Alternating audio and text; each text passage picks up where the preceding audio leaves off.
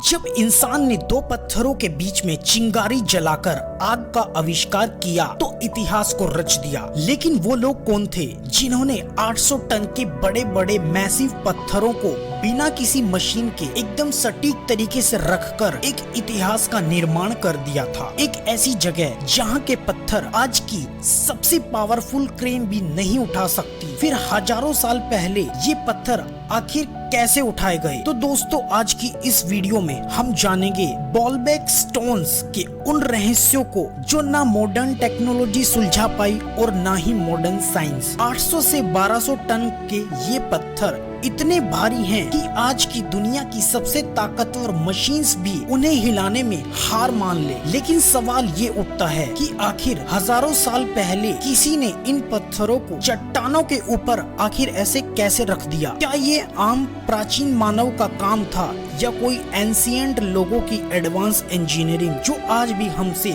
छुपी हुई है? बॉलबेक लेबनान के बेका वैली में स्थित एक प्राचीन शहर है जिसका प्राचीन नाम हेलियोपोलिस था, जिसका मतलब सूर्य का शहर होता है। ये जगह अपने भव्य रोमन टेम्पल के लिए, द टेम्पल ऑफ जुपिटर के लिए फेमस है। ये टेम्पल आज भी वहाँ मौजूद है। लेकिन सबसे ज्यादा चर्चा में अगर कोई है तो इस टेम्पल का फाउंडेशन, जिसमें ऐसे मिस्टीरियस और हैवी स्टोन्स को, पत्थरों को इस्तेमाल किया गया है जिन्हें शायद आज दुनिया की 10 सबसे पावरफुल क्रेन्स भी ना उठा पाए। बॉलबेक लेबनान के एंशिएंट सिटी हेलियोपोलिस में 6 मैसिव रोमन स्टोन ब्लॉक्स मिले, जिन्हें देखें तो ऐसा लगता है कि मेगालिथिक लेवल का कोई काम किया गया हो जो पुराने जमाने में किसी और जगह नहीं मिला। इनमें से 3 छोटे stones temple of Jupiter ball के पोडियम वॉल का पार्ट हुए करते थे, जिसे ट्रिलिथोन कहते हैं। हर स्टोन का वेट लगभग 800 से 1200 टन के बीच माना जाता है। Stones the great pyramid of Giza के सबसे बड़े स्टोन्स यानी उनके सबसे बड़े स्टोन्स का वजन लगभग 15 टन है और इन पत्थरों का वजन उनसे 6 गुना यानी कि 6 टाइम ज्यादा है। एक और इंटरेस्टिंग बात ये भी है कि जहाँ से ये जायंट पत्थर निकाले गए यानी बॉलबेक के एंशिएंट क्वेरी यानी खदान ग्रहों में, वहाँ उस जगह पर एक्चुअली टेम्पल कॉम्प्लेक्स से थोड़ी ऊंचाई पर था। कुछ आर्कियोलॉजिस्ट का मानना था कि जगह से उन्हें लिफ्ट करने की कोई जरूरत पड़ी ही नहीं होगी, बस थोड़ा दिमाग लगा लिया गया होगा। मिट्टी के टेम्परेरी रैम्प्स बनाए गए होंगे या फिर वुडन रोलर्स के थ्रू ये स्टोन्स ग्रेविटी का यूज करके नीचे लुढ़का दिए गए होंगे। पर सोचने वाली बात ये है, आखिर कैसे जुपिटर टेम्पल से 857 मीटर दूर ऐसे मैसिव और बड़े स्टोन्स बिना क्रेन्स के, बिना मॉडर्न टेक्नोलॉजी के, बस मैन पावर और प्लानिंग से कैसे मूव कराए गए? और अगर ये मूव कराए गए तो क्या ये खुद में एक एंशिएंट इंजीनियरिंग का चमत्कार था या नहीं? अब बात करते हैं बाकी के इन 3 जायंट मोनोलिथ पत्थरों की जो एक्चुअली में जुपिटर टेम्पल का पार्ट बनने वाले थे, लेकिन इनके अद्भुत आकार और वेट की वजह से वो उसका पार्ट नहीं बन पाए। लेकिन शायद उनका साइज इतना बड़ा था कि उन्हें खदान ग्रहों से निकालना पॉसिबल ही नहीं हुआ और तब से लेकर आज तक ये वहीं पड़े हुए हैं, अनटच्ड और अनयूज्ड। ये 3 पत्थर जो मैसिव पत्थर हैं, first the pregnant stone of pregnant woman, second stone of south and third the forgotten stone. ये तीनों दुनिया के सबसे बड़े स्टोन्स में से गिने जाते हैं। 19th सेंचुरी से लेके 21st सेंचुरी तक काफी आर्कियोलॉजिस्ट के अलग अलग टीम्स में, स्पेसिफिकली जर्मन और फ्रेंच टीम्स ने मिलकर यहाँ पर रिसर्च की और इनकी रिसर्च आज भी एक रहस्य बनी हुई है। ट्रिलिथोन स्टोन्स हर एक पत्थर लगभग 800 टन का माना गया है, जिनकी लंबाई 65 फीट, चौड़ाई 14 फीट और ऊंचाई 12 फीट है। और ये सब मैसिव स्टोन्स एक दूसरे के ऊपर इस तरीके से रखे गए थे जैसे किसी ने स्केल से परफेक्टली मेजर करके फिट किए गए हों, बिना किसी सीमेंट, ग्लू या जोड़ने वाले मटेरियल के। और सबसे शॉकिंग बात तो ये है, जहाँ पर ये पत्थर हैं वो ऊपर के टेम्पल के स्ट्रक्चर से भी पुराना है। मतलब रोमन लोगों ने सिर्फ ऊपर का टेम्पल बनाया, लेकिन फाउंडेशन में तो ये ट्रिलिथोन स्टोन्स पहले से ही मौजूद थे। ट्रिलिथोन 3 मैसिव हॉरिजॉन्टल स्टोन्स का एक ग्रुप है जो जो टेम्पल ऑफ जुपिटर यानी टेम्पल ऑफ बाल के पोडियम का एक पार्ट है। ये स्ट्रक्चर बॉलबेक नाम के रीजन के एक पहाड़ी एरिया में बना हुआ है। हर एक स्टोन 19 मीटर लंबा है, 4.2 मीटर ऊंचा और 3.6 मीटर मोटा, और हर स्टोन का वेट लगभग 800 टन के बराबर है। और उनके नीचे जो सपोर्टिंग लेयर्स बनाई गई हैं, उसमें भी ऐसे स्टोन्स हैं जो अप्रोक्स 350 टन के आसपास हैं और 11 मीटर तक वाइड हैं। अब सोचिए, इतने बड़े और परफेक्ट पत्थर बिना मॉडर्न मशीन्स ये कैसे बनाए गए होंगे। वैसे तो आज के मॉडर्न आर्कियोलॉजिस्ट सेंस में ये ट्रिलिथोन स्ट्रक्चर्स नहीं माना जाता, लेकिन बेंजेंटाइन एरा से लेकर अब तक लोग इन्हें ट्रिलिथोन के नाम से ही जानते आए हैं। अब बात करते हैं उन 3 हिस्टोरिक पत्थरों की जो बॉलबेक के सबसे ज्यादा फेमस स्ट्रक्चर्स में से एक हैं, और आखिर वो टेम्पल ऑफ जुपिटर के इतना करीब होकर भी उसके पूरी तरीके से हिस्सा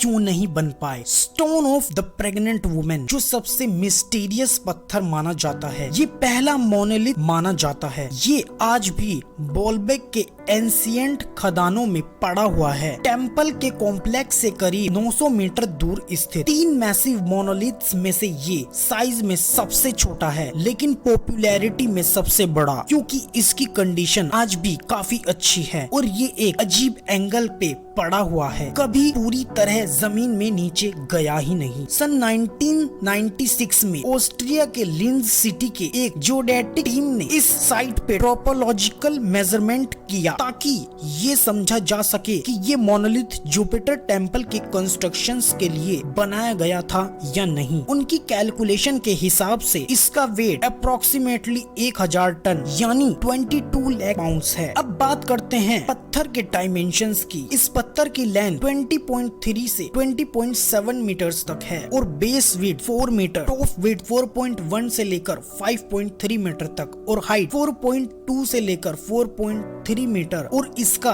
एस्टिमेटेड डेंसिटी 2.6 से 2.8 ग्राम पर सेंटीमीटर क्यूब है। लेकिन दोस्तों, इसका नाम भी अपने आप में ही एक कहानी है। वहाँ के कुछ लोगों का कहना है कि इस पत्थर के बारे में कुछ मान्यताएं हैं, जैसे कि कुछ लेजेंड्स कहते हैं कि ये एक प्रेग्नेंट औरत ने बॉलबेक के लोगों को बेवकूफ बनाने के लिए उसे ये नाम दिया। बोला गया कि अगर तुम मुझे डिलीवरी तक खिलाते रहो तो मैं तुम्हें ये पत्थर हिलाने दे सकूंगी। और कुछ लोग कहते हैं कि जिन्स को ये स्टोन कट करने और मूव करने के काम दिया गया था। और अन्य थ्योरी ये कहती है कि जो इसका तीसरा वर्जन है, अगर कोई औरत इस स्टोन को टच करे तो शायद उसका फर्टिलिटी रेट बढ़ सकता है। अब सच क्या है, ये तो सिर्फ एक मान्यताएं हैं जो आज भी उजागर नहीं हुआ है। अब बात करते हैं एक और बॉलबेक के जाइंट पत्थर की जो साइज में stone of the pregnant women को भी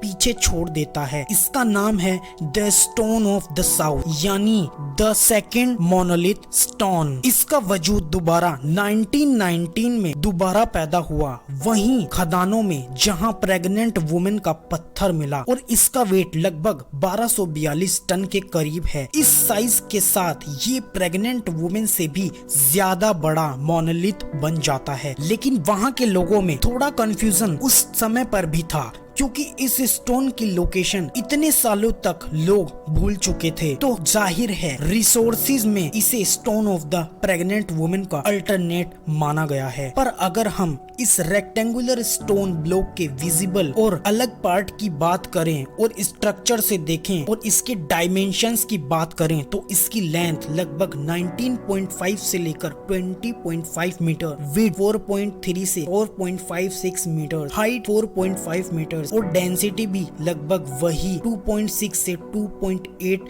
ग्राम पर सेंटीमीटर क्यूब है। आखिर इतना मैसिव मोनोलिथ आखिर बनाया कैसे गया? क्या ये भी जुपिटर टेम्पल का पार्ट बनने वाला था? कोई नहीं जानता। बस एक चीज पक्की थी कि ये स्टोन्स आज भी एक अनसॉल्व्ड मिस्ट्री हैं। एक ऐसे इंजीनियर या सिविल आर्किटेक्ट के काम का सैंपल जो अपने टाइम से हजारों साल आगे था। क्या ये पत्थर किसी और सिविलाइजेशन स्ट्रक्चर के लिए तैयार किए गए थे?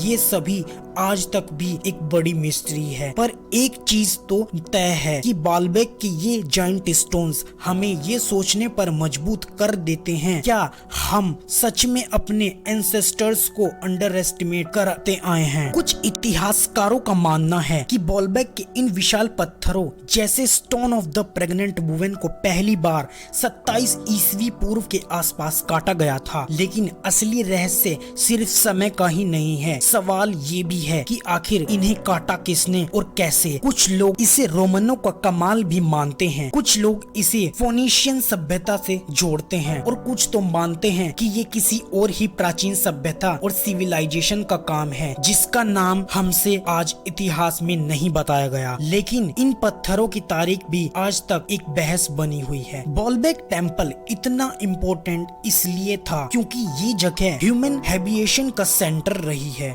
लगभग 9000 BC से, मतलब 11,000 साल पहले से वहाँ लोग इतने लंबे समय से रहते हुए आए हैं। और ये सिर्फ एक टेम्पल ही नहीं, एक पुराना शहर भी हुआ करता था। फोनेशियंस ने 3200 BC से लेकर 332 BC के आसपास तक कब्जा किया था। लेकिन यहाँ की सबसे पहली कंस्ट्रक्शंस और सिविलाइजेशन फोनेशियंस ने ही की थी। उनका मानना ये था कि बॉल का मतलब स्काई का गॉड यानी आकाश का देवता होता है। तो इस समय पर इस मंदिर का निर्माण शुरू हुआ। फोनेशियंस के बारे में कुछ ज्यादा तो पता नहीं, पर ये लगता है कि उन्होंने बॉलबेक के रीजन में पहली बार इतना एक्सटेंसिव कंस्ट्रक्शन किया। बॉलबेक पे बाद में रोमन्स ने भी अपनी छाप छोड़ दी। लेकिन एक मिस्ट्री अभी भी बनी हुई है, क्या फोनिशियंस ही पहले सिविलाइजेशंस थे जो बॉलबेक में बने, या उनसे पहले भी कोई कल्चर था जो अनभिज्ञ तरीके से तैयार हो रहा था? Baalbek temple, the temple of Jupiter के इस अद्भुत और अनोखे स्ट्रक्चर के बारे में कई थ्योरीज काफी मशहूर हैं। पहली थ्योरी एंशिएंट लॉस्ट टेक्नोलॉजी थी, जिसका मानना था कि लोग मानते हैं कि इस समय तक जब मानव के पास एक एडवांस सिविलाइजेशन नॉलेज था तो बाद में खो गया, जैसे ही लीवर सिस्टम्स, पुली या हाइड्रोलिक्स डिवाइसेस थे जो आज हम यूज करते हैं। हो सकता है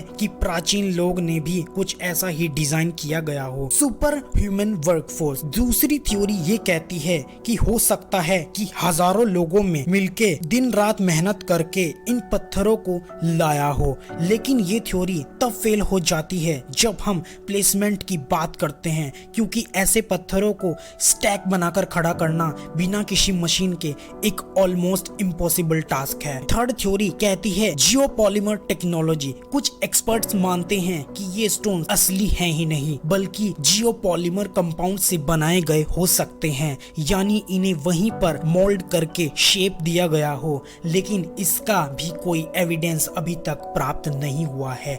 फोर्थ थ्योरी कहती है कि क्या ये रोमन्स ने बनाया?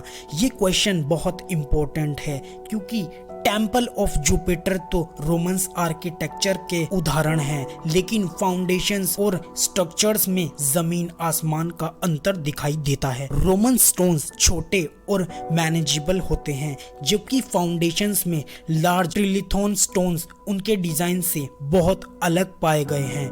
हिस्टोरियंस मानते हैं कि हो सकता है कि रोमन्स ने एक पहले से एग्जिस्टिंग स्ट्रक्चर के ऊपर अपना टेम्पल बनाया हो। इससे एक और थ्योरी मिलती है, बॉलबेक का असली बेस किसी और सिविलाइजेशन ने बनाया था, शायद 5000 साल पहले या फिर उससे भी पुराना। दुनिया भर में कई जगह ऐसी हैं जहां पर टाइम से आगे आर्किटेक्चर मिले हैं, जैसे गिजा ऑफ पिरामिड हो या फिर स्टोन एज एट यूके। ये सब मॉन्यूमेंट्स कॉमन एक चीज में हैं, ऐसे डिजाइन उन और कंस्ट्रक्शंस को जो हमें उस टाइम के लिए इम्पॉसिबल माने जाते हैं। तो क्या बॉलबैक भी उसी एंशिएंट हाईटेक सिविलाइजेशन का एक हिस्सा था? हर पत्थर एक कहानी कहता है, लेकिन बॉलबैक के पत्थर सिर्फ कहानियां ही नहीं बल्कि एक पूरा का पूरा रहस्य है। क्या इंसान अपने अतीत को भूल चुका है या फिर इतिहास को किसी ने बदल कर रख दिया? इस वीडियो को देखकर शायद आपके मन में भी इतिहास से जुड़े या फिर सिविलाइजेशन से जुड़े कुछ सवाल खड़े हुए